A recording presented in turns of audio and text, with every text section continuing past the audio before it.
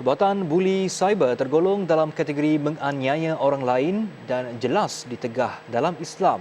Pensyarah Fakulti Pengajian Quran dan Sunnah Universiti Sains Islam Malaysia USIM, Muhammad Syamsul Hakim Abdul Samad menegaskan walaupun perbuatan itu dibuat secara maya, namun traumanya memberi kesan buruk kepada mangsa dalam tempoh jangka masa panjang.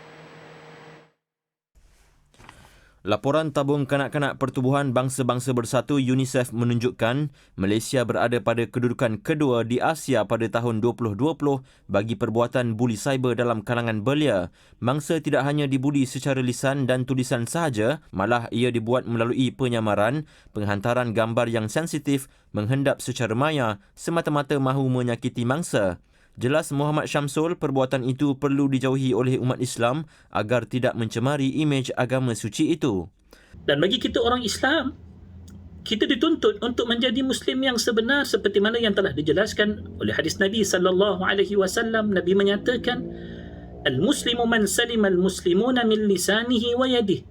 Yang dikatakan orang Islam yang sebenar ialah orang Muslim yang lain. Ialah bila mana orang Muslim yang lain selamat daripada kejahatan lidah dan juga tangannya.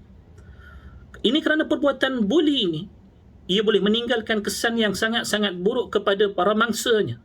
Seperti mana traumanya, seperti mana kecederaan fizikalnya, kecederaan emosinya, dan pelbagai sudut-sudut buruk yang lain yang seandainya diizinkan ia berlaku.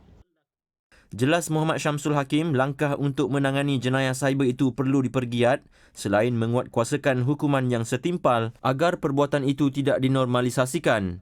Sementara itu, pakar psikologi kaunseling Fakulti Pengajian Pengurusan Pertahanan UPNM, Profesor Datuk Dr. Muhammad Fazil Sheikh Din berkata, meskipun bilangan kes buli cyber di negara ini belum sampai ke peringkat kritikal, tetapi situasi itu dilihat sudah berada pada tahap yang serius. Elok kita memberi perhatian kepada kes-kes buli ini.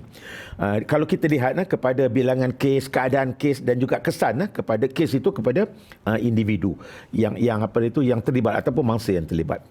Kemudian kalau kita lihat apakah kesannya, kesan yang paling banyak sekali adalah kepada pertama fizikal, tetapi yang lebih penting daripada fizikal adalah psikologi. Mangsa yang dibuli itu, di mana mangsa akan terhempas ataupun tertekan dengan sistem kepercayaan diri dia sendiri. Dia dah rasa macam tak confident, tak yakin pada diri dia, okey. Dia rasa macam dia ni diikori, dia rasa macam konsep kendiri dia tu akan lebih berkecamuk, bercelaru. Kemudian dia akan mengganggu kepada motivasi diri seseorang itu. Kemudian dia memberi tekanan kepada swadaya diri dia sendiri ataupun cara dia nak coping skills, kemahiran untuk dia cope itu, ini akan memberi impact secara terus kepada orang yang menjadi mangsa kepada buli cyber ini. Dan lebih buruk lagi, dia akan membawa kepada membantutkan perkembangan personality dan juga mengganggu hala tuju seseorang itu. Jelas beliau pembuli sememangnya tidak ada rasa simpati dan bersalah, memandangkan sifat agresif sudah tertanam dalam pemikiran dan perasaan mereka.